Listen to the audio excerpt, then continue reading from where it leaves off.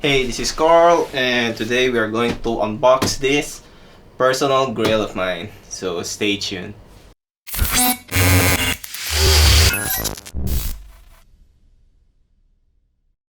So I have this statue already for like months, but decided not to unbox it yet. I decided to unbox custom statues first and all the XM statues first. So this is from Iron Studios, and this is one of my first licensed pre-orders together with that Iron Studios Endgame Thanos. And that's probably a hint already on what this statue is going to be.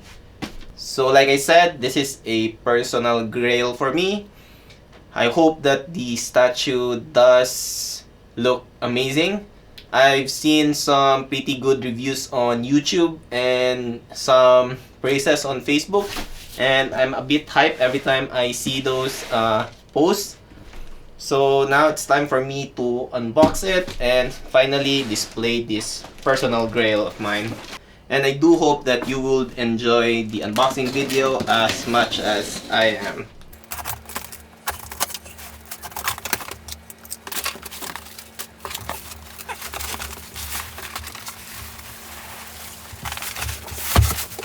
Without further ado, we are going to unbox the Iron Studios Endgame Iron Man, the Mark 85. So the box does have a art box like all other Iron Studios statues. Even the 1/10 scale have an art box.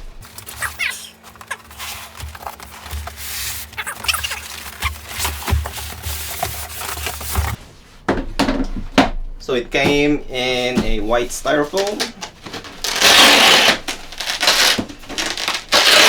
And I kind of like it that Iron Studios uses straps, and I do hope that Sideshow will follow.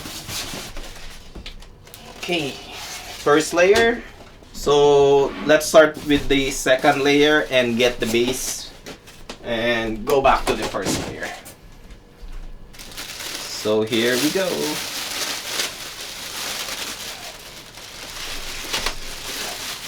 So here is the base, and I got edition number 809 out of the edition size of 1500.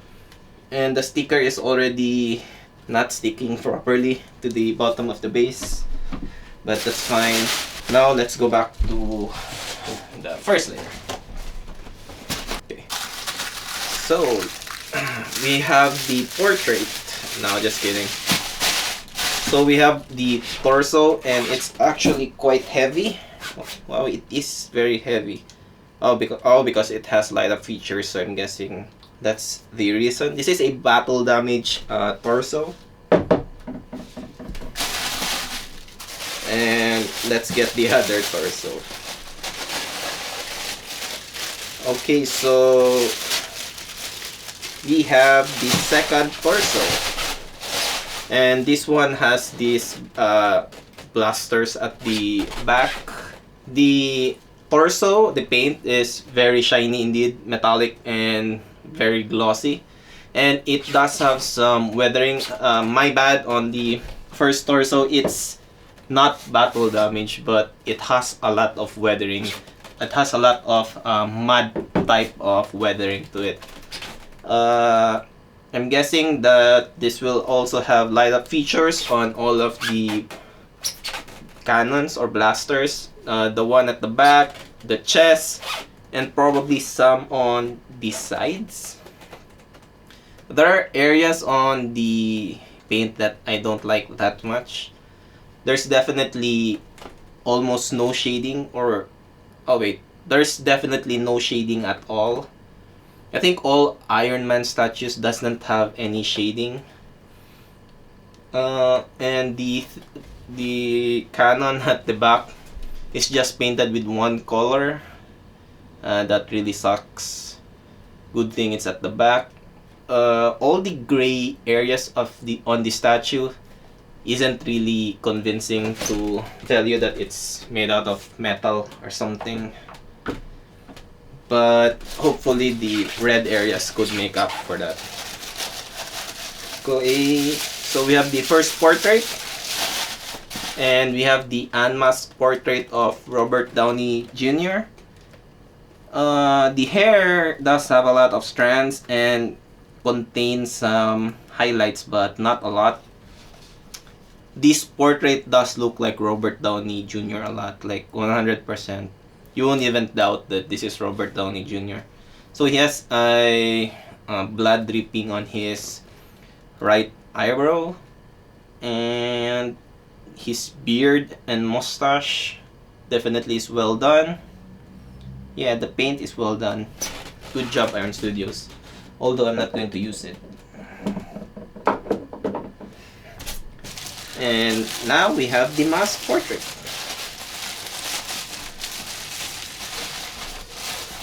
Oh, okay, so the mask portrait is also weathered the same as the torso. So I'm guessing the whole body is weathered like this. It has a lot of mud-like textures or paint to it. It's not that bad, but I kind of wish that it's cleaner one. So that's all in the first layer. We're going to proceed to the second layer. And let's get the... Okay, let's start with this. So this is the power adapter for the base. So it will light up. Let's do that later. Let's start with the legs. We have the right leg. Still has all those mud weathering all throughout. There's definitely no shading at all. The red is just red. The gold is just gold, and the gray areas are just gray. There's no variations of paint. Okay, I'm running out of space. How do you install this anyway? Oh yeah. It's supposed to stand on one leg. Okay, so we have the leg. Okay, here you go. Here's the leg. Here's the right. Oh wait. This is the left leg, so this is the right one. Oh, looks very identical. So the weathering is consistent and the paint is consistent. There's actually some details on the bottom of his shoes. Nice touch there, but not really important. So let's start the assembly.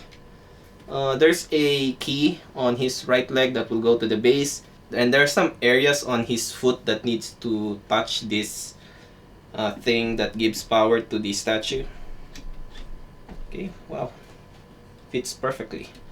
We're gonna use this one since this is the exclusive version, and I do want to display him like this. Oh, this is a tall statue. Okay, and we're going to install the second leg.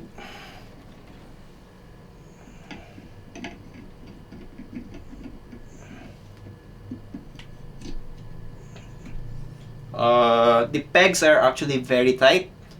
I'm pretty sure that's not going to fall off, so don't you worry that it's hanging. Okay, let's get the left arm. It's a closed fist left arm. Yeah, the paint is very consistent and pretty simple. And the pegs are actually pretty unique. It's like a fat letter I.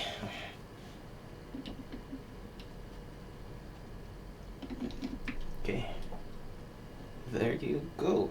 He's actually a bit shaky, and I'm worried. I hope that this doesn't lean over time. And finally, we have the right hand with a open right hand.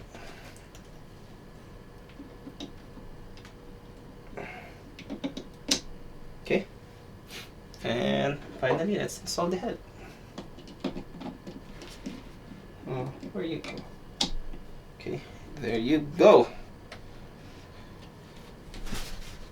Let's turn it on and let's talk more about the statue. Oh wait, let's let's remove this first. Okay, gotta move this guy slowly.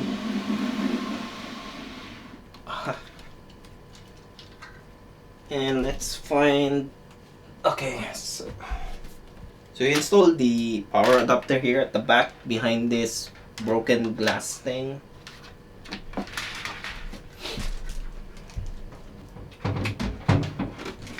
Okay, so it's light up. So the boosters lights up. Blaster on his right hand lights up. This guy's right here lights up. His chest, his eyes. But his right arm isn't lighting up. I think it's broken.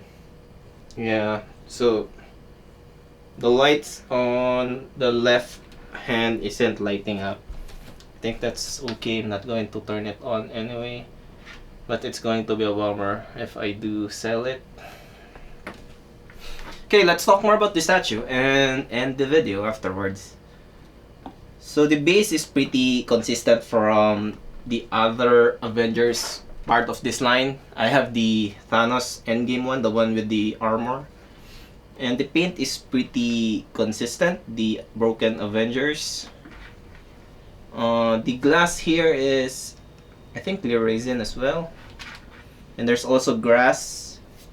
It's not the best of paint jobs. The concrete does look like that it's real concrete.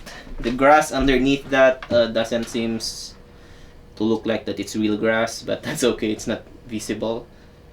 This smoke thing here isn't also convincing.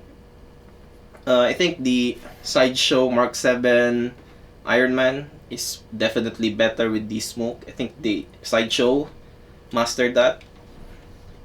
And as for Iron Man himself, I really wish that they did a clean finish on this guy. But I think they're trying to be true to the movie where he is dirty, weathered, battle damage. But it's just my preference that I kind of wish that he didn't have all this mud all throughout his armor. But the paint is okay, especially the reds and the golds. No question there. But I kind of wish that they did a little more on the gray areas because it just kind of looks too fake. They just painted it with one color. Especially with this cannon at the back. Definitely it looks like a toy because they only painted it with a flat gray. But overall, I kinda I don't know what to say. I'm a bit disappointed. I want to say that I love it, but not that much. I guess I expected too much. Somehow I love the King Thor more than the statue. Yeah, so let's try the switch out with the unmasked portrait.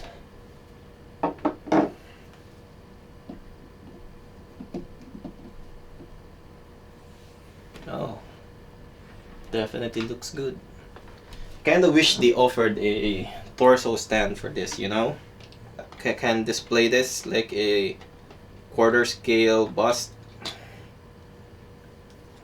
Something like that. Oh wait, it can stand on its own. Oh. But I live in a place where earthquakes is pretty common, and I'm pretty sure that if there's gonna be an earthquake, that this one is going to fall if I do leave it like that. But yeah, so never going to use this simple switch out. I want the one with the cannons, and I'm never going to use the unmasked portrait. So I'm going to display him with this. So that's the end of the video. Tell me down in the comments below on what you think of this Iron Man. Like and subscribe. This is Carl. See you in the next one.